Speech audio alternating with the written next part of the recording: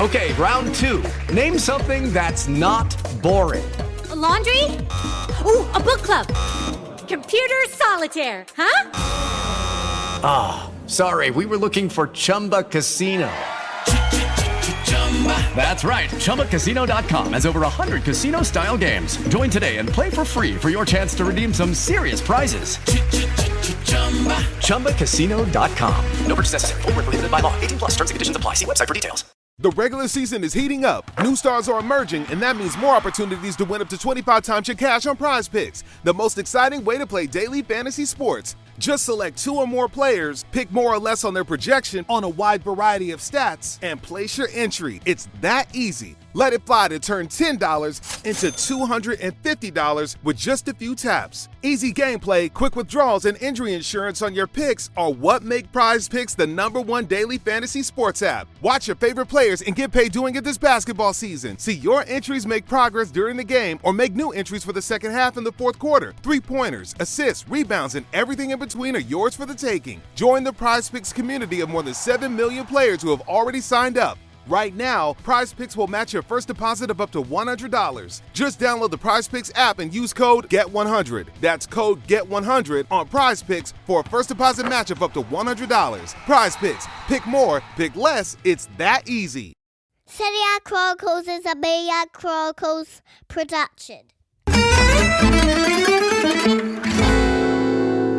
Hello, welcome along to another episode of Serie Chronicles with me, Patrick Kendrick, today alongside Nicky Bandini. And it's been another wonderful weekend of Italian top flight action. Before we get into the entire show, Nicky, how was your weekend, football aside? Oh, football aside, what sort of questions? No, I had a good weekend actually. I was up in London, saw some friends. Nothing too out of the ordinary. I'm trying to think if there's anything particularly sort of noteworthy about it for listeners. But no, I just sort of. It's always tricky when you do the job we do, and I certainly have the same experience, Patrick. When you get to this time of the year where there's Champions League games and Europa League games, it's brilliant fun and a great privilege and the most exciting time in the year to do this job. But sometimes it's also a real struggle to manage to remember to be a person who has other parts of their life that aren't just work, and to see people and to make sure you're keeping up with everyone. And that is was nice to get a bit of that in this weekend for sure. I know the feeling, yeah. That's been my sort of all season long. That has been my resolution, basically, is trying to do more socialising and a little bit less work. Because, yeah, occasionally you can just think, okay, this weekend I'm commentating on these matches, so I spend my free time prepping, and then the rest of the time I'm doing the game itself. Whereas you do realise that there are opportunities and windows around it to actually have a normal life. It's a challenge. My mum's 70th birthday is coming up, and it's going to coincide with the second leg of Atletico against Inter, and I was offered some work around that, and I've said no to it, and because my mum's 70, and you know it's a tough one because of course I'm going to want to watch that game anyway, but you know you've got to make some decisions for your family as well, don't you? So here, absolutely, yeah. It's only in recent years I've actually started attending friends' weddings, which has been nice as well, unless it happens to fall during the off season, which is normally good with the summer weddings. Anyway, let's do a bit of housekeeping. A reminder of our free 7-day trial of our Chronicles Tifosi Patreon membership, so you can get access to all full episodes 100% ad-free, plus bonuses such as videos and behind-the-scenes content. Also, please subscribe to our Serie Chronicles YouTube channel. We had a nice boost in subscriptions last week. We're almost at 1,000 subscribers. Personally, there's also a little bit of an internal battle there, whether my channel, Patrick Kendrick, do subscribe to that as well, whether I can get to 4 figures before the Serie Chronicles one. So a slight conflict of interest. I am using the Serie Chronicles platform to plug my own YouTube channel. Trying to get ahead of it. Oh my goodness. Let's say my upload schedule is a lot less frequent than Serie Chronicles. Yeah. So if you actually want content that is not at least a year old, then I suggest you go to Serie Chronicles. And finally, do please give us a 5-star rating, provided that is your genuine opinion of the podcast, and a review on Apple Podcasts, Spotify. None of this. Patrick, what's this equivocating? None of this genuine opinions. Give us a 5-star rating. I feel like I should say as well, guys. Mina hasn't been kicked off the show or anything. She just can't be with us this week. So don't worry if you're wondering where's Mina. She's got some stuff talking about real life stuff. She's got some real life stuff to deal with, but she'll be back before too long. Don't you worry. Absolutely. Smalling a Cristante, a Dybala ai 25 metri, il tiro a giro! È una poesia! Non è un gol! È una poesia! Roma 2, Torino 1. So, round 26, lots to get through. And I'm almost tempted to start with the standout performance of the weekend, going sort of reverse chronologically. I want to talk about Roma Torino. I want to talk about Paulo Dybala, who struck a hat-trick last night at the Olimpico for Daniele De Rossi's side. Also, I'm sort of being a little bit obsequious here because producer Simon is wearing a Roma shirt. he's you can't hear him. We can see him. He's right in the middle. He's now proudly brandishing his Roma shirt. Dybala, we know he can do this, but just occasionally he reminds us what a good player he is. Yeah, producer Simon kissing the badge, by the way, which usually in my experience means he's about to accept a 50 million euro transfer somewhere else. I don't know. It was brilliant, wasn't it? I mean, Paulo Dybala is, and this is a recurring conversation for us on this podcast, thing we talked about all the time. Dybala's one and only drawback as a footballer. Well, actually, I shouldn't say this. We talk about this on the podcast all the time. Mina might disagree. I would say Dybala's one and only drawback as a footballer is that he's not on the pitch half the time. When he's on the pitch, he's flipping brilliant. I say that. Mina, who I'm sure will listen, and I have gone back many, many times down the years about back and forth about whether he delivers in the big games like he should. But he's wonderful. And I think my favourite part of this one, honestly, Patrick, it was obviously some beautiful technical football from Dybala, who has these moments of just outrageous technical ability and close control that are jaw-dropping every season, every game. I think you see something from him. But the favourite moment for me is him scoring and then running and jumping on Daniele De Rossi, almost like that scene, almost like someone who's just seen their long lost loved one at a train station and is running up and can't hold back and jumps on them, and really spoke to the mood at Roma right now of having fun. And there's a bigger conversation that we were having, of course, with producer Simon just before we came on about, is it time to start talking seriously about, is this job now De Rossi's properly? Is he more than just the caretaker, the traghettatore, the ferryman to the end of the season?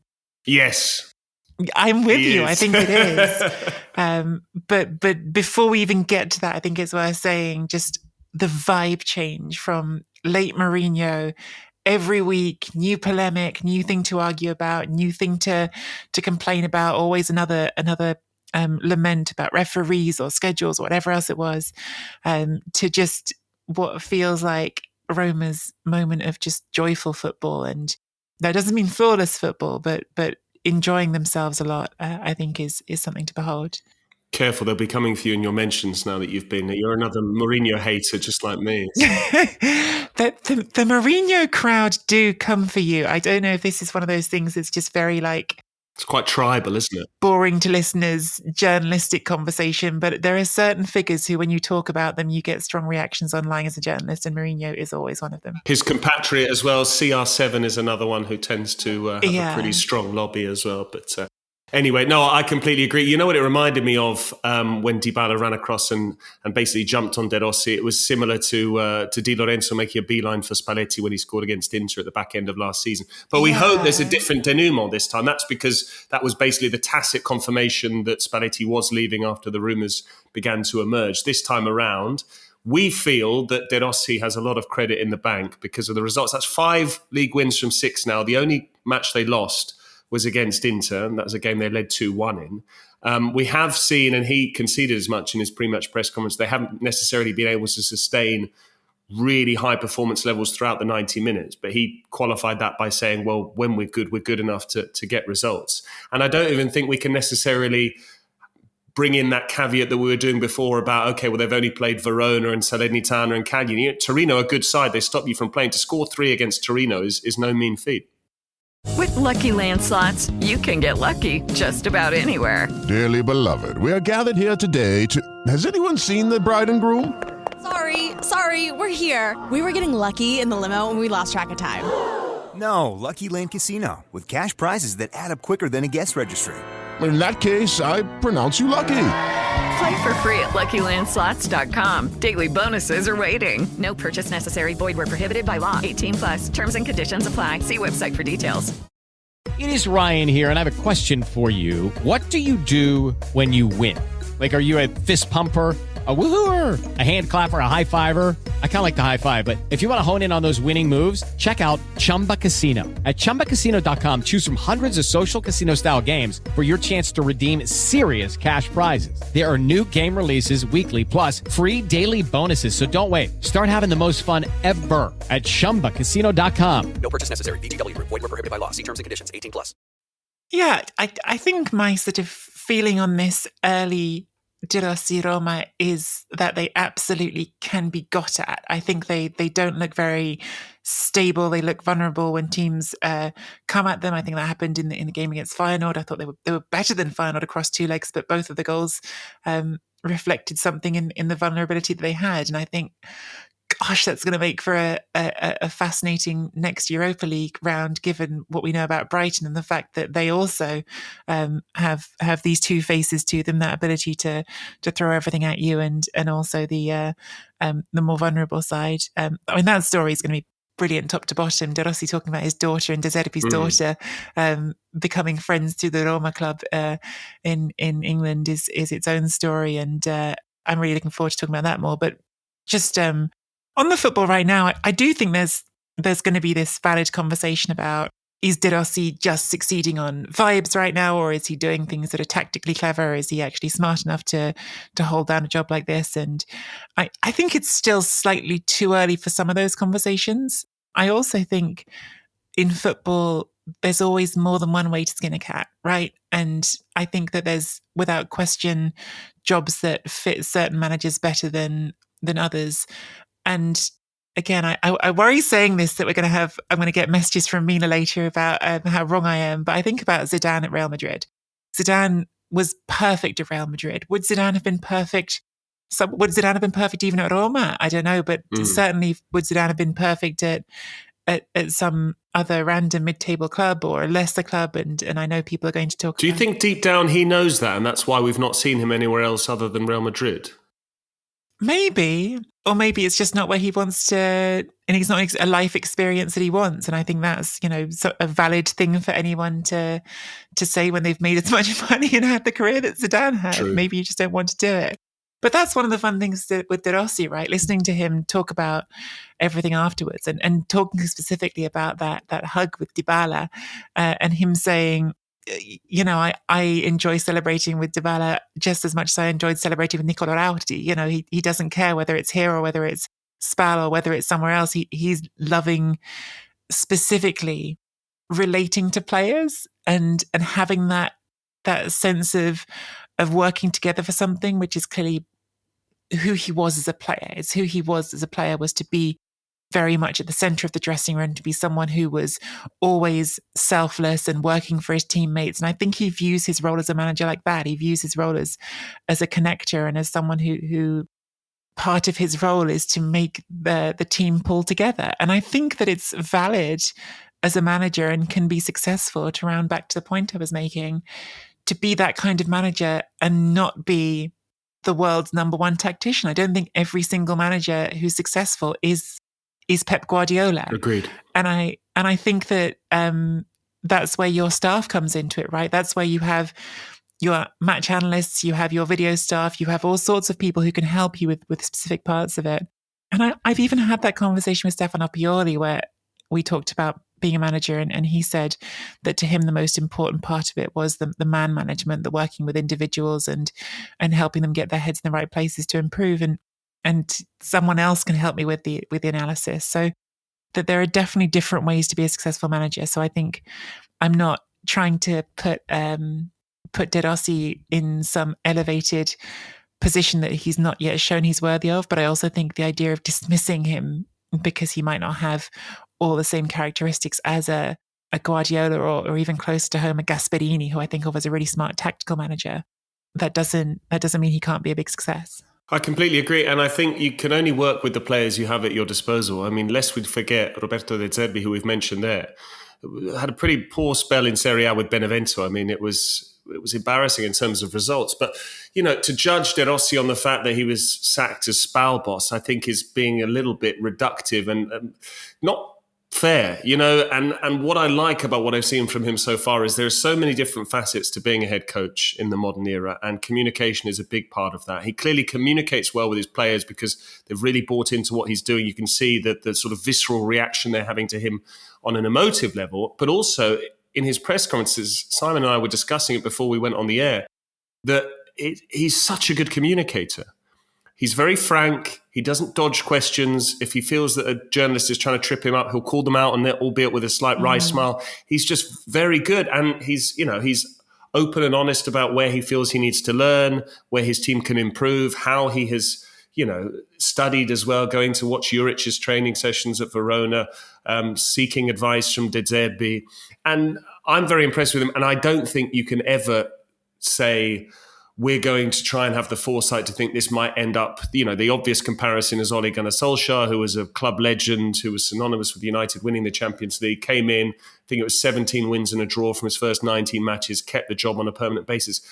Unfortunately, this is a results business. You can't say, okay, De Rossi's got results, but long-term we have doubts about his tactical now, so we're going to keep him in for 6 months. If he gets results that take Roma into a top 5 finish and they qualify for the Champions League, he has the right to take them into next season and try and progress the club forward. And if he can't do it, then that decision will come and it will be a painful decision. But I think it would be very unfair to dismiss him and say, okay, he just benefited from the fact the club was at a low ebb following the dismissal of Mourinho and the players were just, that was that new coach bounce. I think you have to judge him on his results and his overall contribution, which so far has been almost wholly positive. And I think there's to talk about the team specifically, I think there's an interesting dynamic to the shift in Roma, which is under Jose Mourinho, it felt like there was this acknowledgement that you've got Lukaku and Dybala, and those two players are going to very often be able to win you games just by being brilliant. And so Mourinho's approach to that sort of conceptually was to say, okay, so we keep things tight and we give those players an opportunity to win the game for us.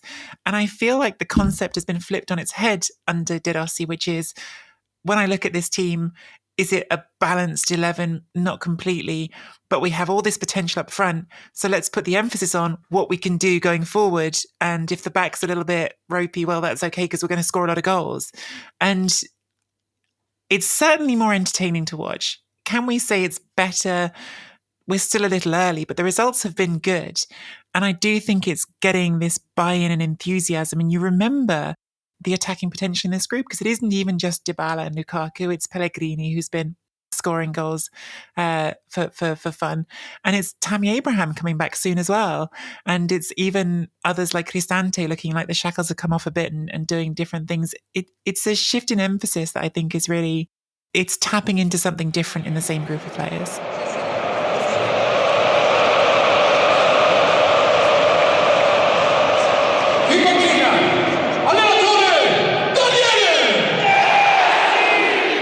I feel like we could talk about Roma and De Rossi for a full hour here, so we should move on. I would just say I would add Leandro Paredes as well to that as another player who's looked completely transformed under De Rossi, having played with him as well during his first spell at the club. And nice to see Tony Snabry, who was very briefly at Roma, having a nice chat with De Rossi after the full-time whistle. So clearly he's a people person who builds relationships. Nice to see Chris Smalling back as well, by the way. Absolutely. First start since the 1st of September. And there's also the tantalising prospect of Lukaku and Abraham playing together, which De Rossi said he has been considering as well. So one to watch there.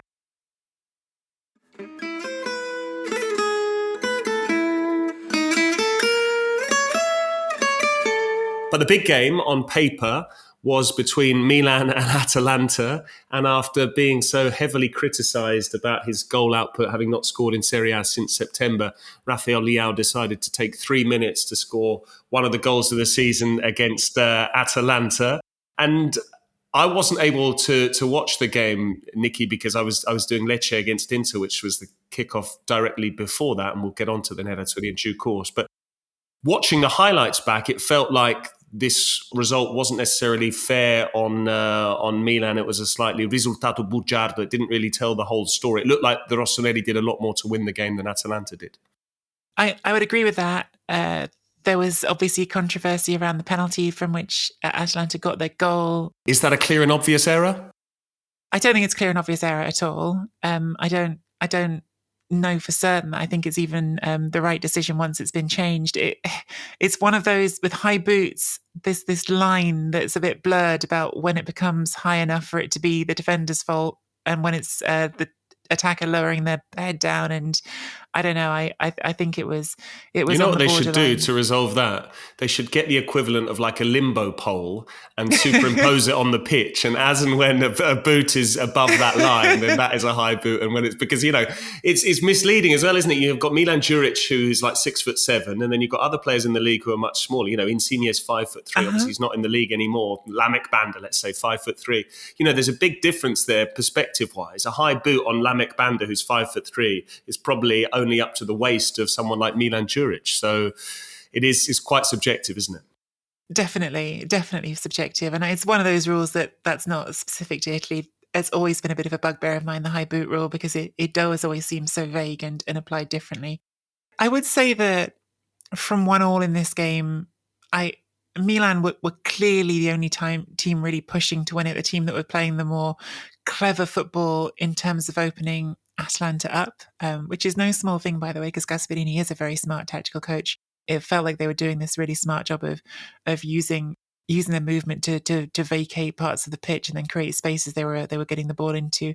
But at the same time, it felt like this game started at a breakneck pace, and the goal from Leao was brilliant. I love him when he's like that, and you see that smile on his face. It's always one of the things with Leao, when you see him smile and then be his man, he's just feeling it, and it's just really hard not to get swept up in it and to enjoy it. Ingaggia il duello, Scalvini va a raddoppiare e Rafa se ne va lo stesso, grandissimo Rafa, un gol meraviglioso,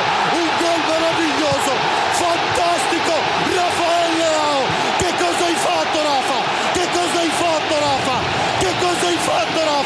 nel 62 la mette all'incrocio, il gol di Rafael Leao. Brilliant goal. And it felt at that time like we were going to get a barnstormer, which I was really excited for, because there's stuff that you can add into this game and this narrative, right? It's the Charles de Ketelaere derby after he's been playing so brilliantly for Atalanta all season. It's a game that potentially could even have dragged Milan back into a difficult battle for the Champions League places, because yes, right now the gap is 7 points, but if Atalanta with a game in hand win it, suddenly the gap is not much at all. But it felt like it petered out watching it live, and not for want of trying. I do think Milan were trying to be enterprising and find their ways through, but perhaps from Atalanta's perspective, the draw was not just a bad result, and once they had got themselves back on a level footing, they were willing to dig in a bit more.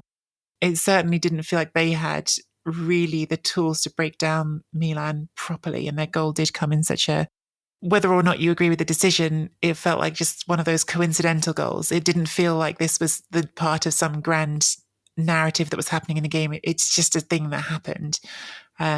So I think it was definitely a better performance for Milan than Atalanta, but from a results perspective, it's not terrible for either of them, but it felt more like Atalanta got what they were looking for than Milan did. So you feel that Atalanta would have taken the point had you offered it to them before the game? Milan might not have necessarily done so on the back of 2 straight defeats. I don't know if before the game, but certainly after Leao scores. Yeah, certainly after the goal goes in so early from Leao and the stadium's rocking and you're thinking, oh, hello. I think Atalanta set their sights accordingly after that. Marco Carnesecchi, still a young goalkeeper, but he's edged out Juan Musso. He saved 2 penalties from Andrea Pinamonti. I mean, it was essentially the same spot kick the week before. It was a retaken penalty. He saved first to his left, then to his right. Are we looking at someone who should be in the Italy squad as one of the 3 goalkeepers for Euro 2024? There's a lot of competition. I mean, Donnarumma is clearly first choice. We've seen Meret in the squad. We've seen Vicario. We've seen Provedel. There's a lot of options there. Yeah, Donnarumma has effectively been untouchable for a really long time. I'm not always sure that he should have been. Vicario started really brilliantly at Tottenham, and I'm not certain that should be a closed conversation. But for me, it's who's number 3 after those two.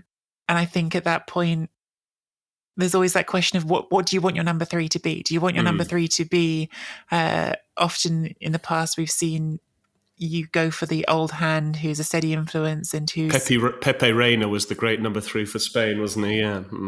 And Morgan De Sanctis for the national team and things like that. You've seen players who get Marco called up. Amelia, I think, wasn't it? 2006. Yeah, absolutely. Or would you rather bring in someone who's younger and have them have that opportunity and experience of being around the situation? Of course, Alex Meret is someone who's gone from being one of the very highly touted up-and-coming things and is now starting, but perhaps hasn't quite been at the level of consistency that people hoped he would get to. I think Carnesecchi can put himself in that conversation and again, depends a bit what Spalletti wants from that third goalkeeper. Because realistically, when was the last time you saw the third goalkeeper at a tournament actually play? It wouldn't be never a good sign, would it? It would mean a sending off for the goalkeeper in the first match and then possibly an injury to the reserve in the second match. That would be the only case. I think you'd see a third choice goalkeeper. Absolutely. Yeah. So, just quickly, yes, no answer. Are you Pioli? Well, sorry, it's not a yes, no. It's an in-out answer. Pioli in or Pioli out at the end of the season? I'm Pioli in. I hope they get to push on with this Europa run, which they've got a reasonably favourable draw, I feel like, for the last 16. And they have something to aim towards, because it does feel like this end to the season is feeling a bit aimless in the league because they're going to get in the top 4. I would keep him. I have a hunch they won't. I think perhaps there's just been so much conversation around this topic for so long that there's going to be a feeling that it's time for everybody to move on. And if Pioli can find that opportunity somewhere else, maybe he'll even think the same.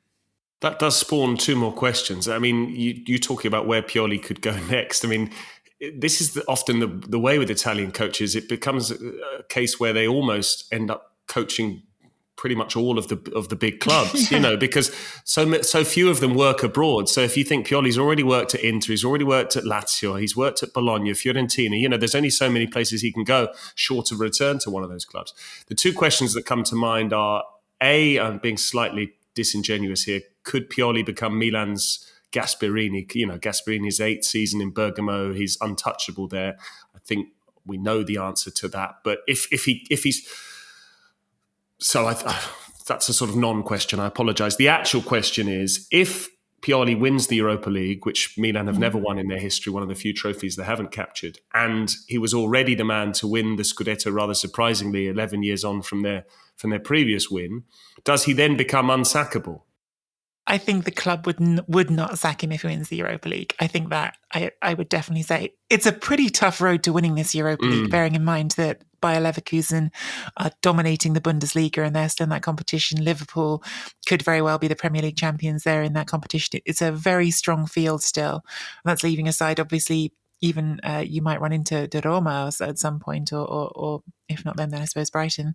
I think if he wins that competition, he would not be pushed, but he could win that competition and walk, depending on what opportunities are available to him. Oh, the mic drop. I'd love that from Pioli. That would be great to see, absolutely. Beat Liverpool in the final and go replace Jurgen Klopp. Who knows? I don't think that's going to happen, but... Head to SerieAchronicles.com/Patreon now and subscribe to the Chronicles Tifosi Patreon membership with a free 7-day trial. Get early access to every full-length episode and voice note before the rest of the world. Plus, all episodes are 100% ad-free. And you get bonus Patreon-only exclusive episodes, video episodes, and behind-the-scenes extras. Also, be sure to join the new chat community in the Patreon app and chat with fellow subscribers. Sports Social Podcast Network.